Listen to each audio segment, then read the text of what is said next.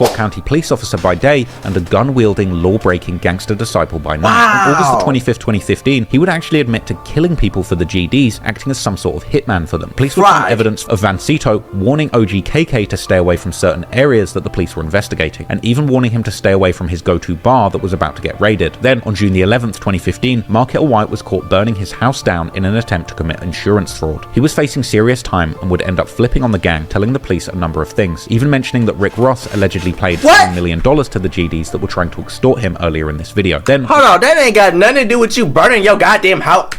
Back fraud. He was facing 20 find evidence of vamping on the gang, telling the police a number of things, even mentioning your stupid ass try to burn down your crib to get insurance money, but your dumb ass got caught, and the way you thought you got out that situation was by snitching on your goddamn gang. They ain't got nothing to do with this shit.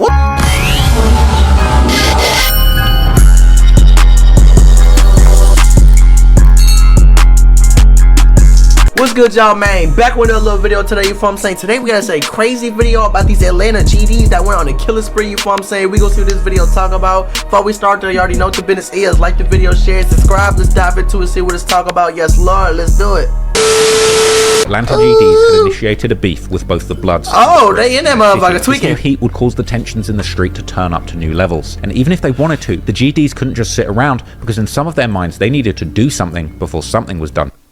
What unfolded was a wave of violence so brutal it would ultimately go down as the DeKalb County killing spree. Around January 2015, a young man named Tory Alston, who had an association with the Bloods, just got out of jail. He was finally able to see his daughter, who was born while he was locked up. And after getting out, Tory would talk about putting his past behind him, telling his father that his life is worth way more than smart man. Smart man. He wouldn't get the chance to put the gang life behind him after all. Because on May the 13th, 2015, Tory Alston was at his girlfriend's apartment, which he just moved into in an attempt to start a new life. Tory would then grab a few dollars from the room, heading outside, telling his girlfriend, Fabienne Pierre, that someone was going to sell him a phone. That's when Fabienne heard gunshots. She would run outside to find Tory on the floor. Tory Alston was only 20 years old when he died, leaving behind 2 children. Now, it's not exactly clear who shot Tory Alston, but his death would mark the beginning of a string of GD-related shootings in Georgia that would span throughout the summer. Less than 2 months after Tory got killed, DeMarco Franklin would sadly lose his life on July the 1st, 2015. Just a week before his death, his friend would get into an altercation with 2 GDs. According to a detective at the DeKalb County Police Department, DeMarco had nothing to do with the situation. Police say that DeMarco was walking to go and meet his child and his girlfriend at an Exxon gas station along Fulton Road, just inside the 285 highway. That's when Quantavious Hertz, a local GD, along with another man, would walk into the Exxon and spot DeMarco along with his girlfriend and their son in the store. Immediately, they would exit the store and Quantavious would hop in the bushes and the other GD would go to the back of the store. While leaving,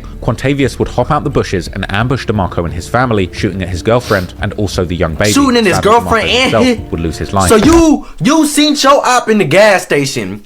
Y'all didn't think, okay, they already got me on camera.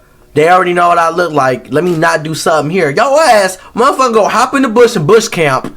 The other dude gonna go behind the building and wait for bro. And y'all gonna do that in front of his girl and his baby is wild. I ain't even gonna lie. Y'all motherfucker breaking rules out here. Y'all is tweaking.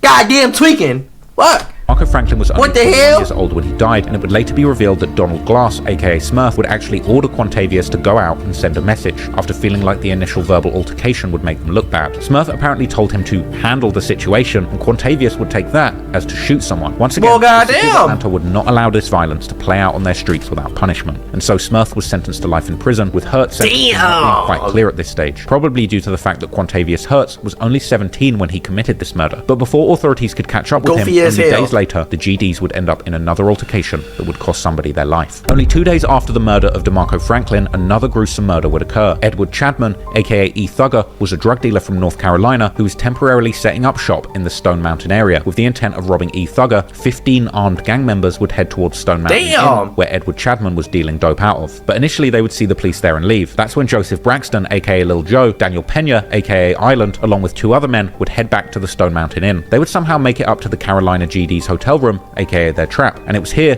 that an argument ensued and Island would start to fight with E Thugger for his gun. After struggling to gain control of the gun, one of the GDs, Anthony Caldwell, aka Fat, would shoot Thugger in the leg. Island would then take E Thugger's gun and shoot him with it. The bullet entered Thugger's upper right back and severed a large artery in his collarbone, and E Thugger would sadly pass away from his injuries. He was only 24 years old at the time of his death. Unfortunately, the wave of GD-affiliated violence was far from over, and that same month, another senseless incident would claim another life. Oh god damn, y'all motherfuckers going out like this. Y'all in Chicago, like y'all Chicago GDs. Y'all ain't active like that in Atlanta. God damn. I know they get active down there. They be robbing motherfuckers. They be stealing their cars, their jewelry, all that shit. You feel me? But damn, y'all out here knocking out motherfuckers off the map. Y'all tweaking, bro. Y'all crazy, bro. I ain't know it. I thought about moving. I don't want to move here no more. I thought about moving out there. I don't know no more. Goddamn. On July the 30th, 2015, a DeKalb County police officer responded to a call of shots fired at the Valero gas station. Once he arrived, the officer found Oliver Campbell in the driver's seat of his father's pickup truck, unresponsive. He was shot in the hand, chest, and neck. Oliver Campbell was only 20 years old when he lost his life. A fellow GD member would actually say that Lil Joe actually told him that he shot Oliver Campbell. On top of that, an investigator on the case would actually say that Lil Joe's phone was pinged by a cell tower only 1 mile away from the shooting. While alive, Oliver Campbell was actually working on his rap career, and he was part of a group called 151K, and their video for the song FNN was actually shot on the corner half a block away from Campbell's house. I'm not gonna lie, the music's pretty good. Kind of reminds me of early Chief Keef mixed with OG Atlanta trap, and it's sad that he wasn't able to see how far music could have really taken him. But ultimately, the violence was far from over, and that very same day, another incident would take place, this time touching the lives of innocent Atlanta residents. Oliver Campbell's death would coincide with another incident that happened on that same day, which left another man dead with 2 innocent women being shot. Around 8:50 p.m., just 14 hours after the murder of Oliver Campbell, Lil Joe and Island were driving through the Windview apartments, where they would spot a man who they believed was a blood would instantly hopping out of the car, opening fire at them. He would fire back, with an innocent woman, Falana Coley, actually being hit in the leg during the gunfight, but luckily she survived. About 40 minutes after this incident, 2 men would make their way to the Landmark apartment complex, where they would spot Rockwell Nelson sitting in the patio with his female companion Jordan Turner. That's when Lil Joe would hop out the car, shooting both the man and the woman. Luckily, Jordan Turner would survive the shooting after balling up on the ground, but sadly Rockwell died at the scene after being shot in the face and chest. A manhunt would ensue and end up with the police finding Lil Joe in a Checkers parking lot the next day on July the 31st. Motherfuckers can't even eat rallies, goddamn! Police would find a .40 caliber Glock under his seat, which the driver of the car would say wasn't his. They would also seize Lil Joe's phone during the arrest, which had outgoing text messages saying they'd locking me up and that his strap was under the seat. Police would also find recent internet searches for Candler Road shooting 2015 and shooting at Valero gas station. He would go down for this, and Lil Joe would eventually be hit with 3 consecutive life sentences without parole plus 60 years. Island getting sentenced to 2 life sentences without parole. And well, goddamn, y'all, was it worth it? Was it goddamn worth it? Like, y'all done. Additional 40 years attached. The GDs additional 40 killed 5 people in the span of 2.5 months, shooting innocent people and killing a man in front of his 4-year-old baby in the process. Yeah, that's wild. That's wild, violence in the streets had now affected an alarming number of people, a far cry from their original intentions of remaining a peaceful and non-violent drug dealing enterprise. And the exact thing they were trying to avoid with that plan ended up happening, as the city took its aim on the gangster disciples and did everything they could to keep the dangerous gangsters off of Atlanta's streets. Motherfuckers, some demons, man. Motherfuckers out here in Atlanta be tweaked out on God. What we got? The downfall of the GDs now? Oh, goddamn. Just like most gangs, the downfall of this organization wasn't due to the Opps. It was really due to a couple gang members who turned into informants. The first persons to snitch on the Atlanta gangster disciples. Oh, they pulled an OTF jam. They pulled an OTF jam. That's what you saying. Hold on. The homies turned informant? Hold on. Goddamn. Than Vancito Gums, a former DeKalb County police officer by day and a gun-wielding, law-breaking gangster disciple by night. On August the 25th, 2015, he would actually admit to killing people for the GDs, acting as some sort of hitman for them. Police would find evidence of Vancito warning OGKK to stay away from certain areas that the police were investigating, and even warning him to stay away from his go-to bar that was about to get raided. Then, on June the 11th, 2015, Marquette White was caught burning his house down in an attempt to commit insurance fraud. He was facing serious time and would end up flipping on the gang, telling the police a number of things, even mentioning that Rick Ross allegedly paid $1 million to the GDs that were trying to extort him earlier in this video. Then, hold on, that ain't got nothing to do with you burning your goddamn house. Back. Fraud. He was facing 20 find evidence of Vancito warning OGKK to stay away from certain areas that the police were investigating, and even warning him to stay away from his go-to bar that was about to get raided. Then, on June the 11th, 2015, Marquette White was caught burning his house down in an attempt to commit insurance fraud. He was facing serious time and would end up flipping on the gang, telling the police a number of things, even mentioning— So your stupid ass try to burn down your crib to get insurance money, but your dumb ass got caught, and the way you thought you got out that situation was by snitching on your goddamn gang. They didn't got nothing to do with the shit. What the hell? You the one doing it. Like, what? You bogus as hell. I'd be blue as hell. One of my homies did. That's like one of your homies, right? He trying to burn down his house. You don't know nothing about it. Next thing you know, he telling the police a whole bunch of information about you. What the fuck I got to do with that? What? Like, Thing that am I Rick Ross lost? allegedly paid $3 million to the GDs that were trying to extort him earlier in this What? video. Then, on May the 4th, 2016, 48 GD members would get indicted for racketeering and a series of crimes such as drug dealing, 48. fraud, and even 10 murders within a 5-year span, which we've covered in this video. The indictment alleges that during the last few years in Georgia alone, the gangster disciples committed 10 murders, 12 attempted murders, 2 robberies, carjackings, trafficking in heroin, cocaine, and methamphetamine, oh my God, extortion of a rap artist, credit card fraud involving losses of up to $450,000, and even the involvement of a local police officer who reported on the activities of law enforcement to protect other members of the gang. Ultimately, for his role in running the gang, the governor of the GDs in Georgia, Alonzo Walton, was sentenced to 40 years in prison. Virtue Wall was sentenced to 30 years for his role in the Wings Cafe murders. Daniel Pena, aka Island, was sentenced to 2 consecutive life sentences without parole, and Joseph Braxton, aka Lil Joe, would get 3 consecutive life sentences without parole. These 2 men faced the most time out of any of the GDs in this story due to their horrific killing spree that claimed the lives of 5 young men. Kevin Clayton, aka OGKK, was sentenced to 33 years in prison, with rapper and YouTuber Wildlife 100, who was a collaborator with OGKK, saying that they literally had to bring a tank to arrest him. These folks done brought military tanks, armor trucks, police cars, and all type of stuff to come apprehend Atlanta OGKK from his house, bro. His arrest in specific. So they was that motherfucker scared that, bro. What, he had a rocket launcher in that bitch? Like, what y'all like? Y'all brought everything y'all got. Motherfucking helicopters flying over that motherfucker. Everything. A tank, bro. If 12 pull up to my crib, and they don't think they can get me, so they bring the army, right? And there's a motherfucking tank outside my house, bro. Hell no, you got me fucked up. I ain't even gonna lie. Y'all got me. You got me. A motherfucking tank. Motherfuckers never even seen a tank in real life, bro. You got me fucked up. The feathers of CBS 46 news crew, who had recently held an interview with him, hunting him as an ex-gang member who was working hard to better the community. Yesterday's multi-state gang takedown resulted in dozens of arrests, but one in particular caught my attention. Kevin Clayton, he's also known as KK on the streets of DeKalb County. He told me just months ago that he had left the street life behind. Even advertising his foundation he created, BCF, which stands for Better Communities and Families, claiming their goal was to take young men off the streets and out of the gang life. You got a lot of young guys here. It's a good thing. Yeah? That's the best thing. That's the best thing. Why? Because me being the OG, they listen. Obviously, this news crew felt disrespected after being lied to by OGKK, and they would make sure to set the record straight and make sure everybody knew the side of Kevin Clayton that he had been trying to hide. As part of the indictment, Britt Johnson with the FBI in Atlanta says that while Gangsta Disciple members like KK were serving the community, they were simultaneously victimizing it. The other 44 gang members of the GDs were charged as well for a variety of charges ranging from big to small, with the gang being sentenced to over 500 years combined. Oh my but sadly, God. no amount of jail time can make up for the lives that were lost. They're still grieving friends and families that won't ever get their loved ones back. But what's interesting is that while this prominent set of GDs suffered a crushing downfall with serious sentences being handed down, the GDs overall are still just as prevalent in Atlanta today, with a crazy story coming out about them almost every year since the takedown of the 48 Gangsta Disciple members we just talked about. Like in 2018, when 4 GDs attacked Chaz Watson whilst in the Muskogee County Jail. He was stabbed in the eye during an altercation. Liddell Sparks, Itavius Jones, Devontae Morris, and DeMarco Pierce, who are said to be GD,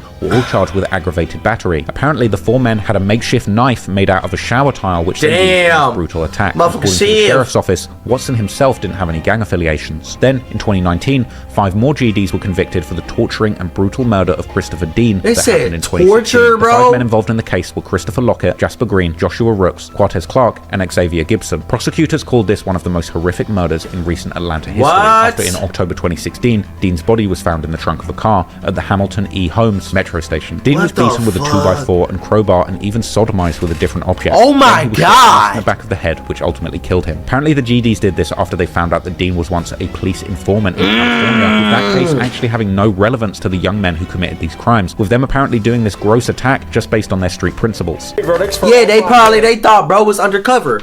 Oh God, if he was, let me go back. It says after they found out he was an informant in Cali. If he was an informant in Cali and now he in Atlanta, he an informant in Atlanta. They found that shit disrespectful. He gotta go. They motherfucking did what? Motherfuckers did what? God damn, like y'all crazy, and y'all ass did that, threw his ass in the trunk and just left him there. Like, what the fuck? These crimes, with them apparently doing this hell gross no. attack. At a hotel, they got cameras. Verdicts for all 5 men charged with murder, where Atlanta police say gang members tortured the victim. The Fulton County DA said y'all motherfuckers crazy. Retaliation after the defendants found out that Christopher Dean used to be a police informant in California. The 5 men are same shit, bro.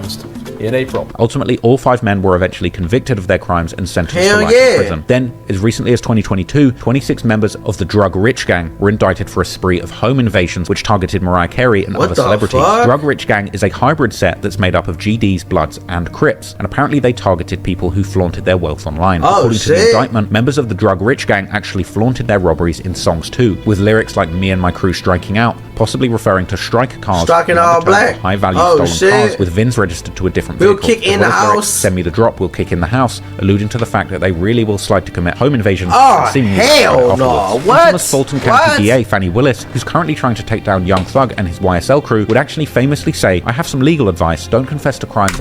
You failed. No, let me stop. Rap lyrics if you do not want to use, or at least get out of my county. I have some legal advice.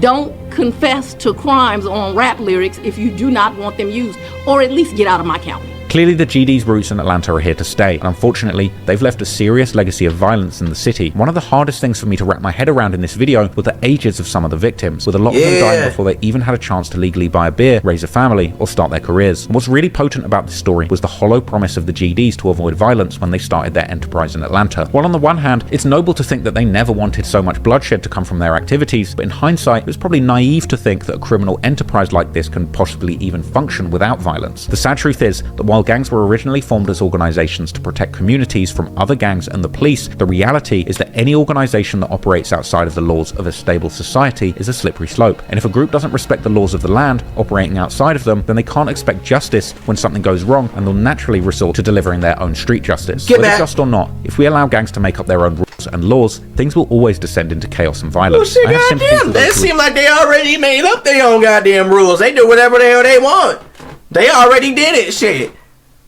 It ain't right, but they... Well, y'all see, like, what the fuck? And have to resort to trapping to put food on the table, but the gang said trapping. Slippery slope. He said trapping. If many of these fallen gangsters had applied their intelligence and determination to an honest living in business or entrepreneurship, just how different their lives and communities might have been. If BMF were flipping real estate, you're right. Okay, look. Instead of flipping pies and trapping, how much bloodshed could have really been avoided? You're right, but listen to this though. How many people in the hood actually get the right advice to go do the right thing? All of us in the motherfucking trenches, we wasn't raised to do the right thing. We was raised to go flip that pack and always make sure you got your stick on you and always make sure you got bond money and get your money ready for a lawyer. That's how we was raised. I don't know about you, buddy. We different. We different. You feel what I'm saying? And a lot of people, they're in the hood, we just don't have the right guidance. That's literally all it is. They don't have the right guidance and they literally are programmed for failure. From a child, they are programmed from failure, bro. Like, that ass, bro. And a lot of people don't understand, oh, well, maybe if they just did this and maybe they did that. Yeah, that's true. You're right. I say this shit all the time in my videos, but at the end of the day, they all are programmed the wrong way. That's why my videos for everybody in the trenches, that's what my videos for everybody in the trenches. You feel what I'm saying? So y'all can self-improve and y'all can actually learn everything y'all need to learn so you can make it to that next entrepreneurship level or to make it out the hood or get away from the gangs or get away from the bullshit. Get away from selling a pack and to sell a car, to sell a home. You feel what I'm saying? But it starts with you educating yourself. And when all of us in the hood are not educated the correct way. And that's literally what it is. Lack of education and lack of guidance. If they had that, we wouldn't have none of this. I promise y'all, bro. Y'all might agree or disagree with me, but it's the truth, bro. Promise y'all, bro. Like, this video can serve as a lesson to the next generation of Atlanta gangsters. Plenty of legal ways to get rich, and for every there is plenty of ways to get rich. But is you gonna sit there and break it down for the youth? Is you gonna tell them, hey, you can do this? If you put your mind in this instead of that, maybe if you go read that book, maybe if you do some research, maybe if you spend an hour or 30 minutes a day. That's why I say this shit daily. You feel what I'm saying? It just make me mad because like I feel like people that's already made it or people that's not from the hood, they make fun of people from the trenches and they talk down on them. Because they feel like they're better, but at the end of the day, we all the same. No matter how much jewelry I got, how much money I got, it don't matter, bro. Like, I swear to God, bro, that shit crazy, bro. Watch, I'm gonna drop me a motherfucking course. I'm gonna teach people, bro, on God. I'm gonna help people get up out the streets, bro. Like, on God, bro. Like, this shit crazy, though. But I ain't gonna watch no more of this video, bro. Fuck all that bullshit, you feel me? But let me know what y'all feel about this video. Let me know if you agree or disagree with me, man. You feel what I'm saying, man? Like I said, y'all in the trenches, stay safe. This shit daily, bro. Focus on your fitness. Focus on learning a skill.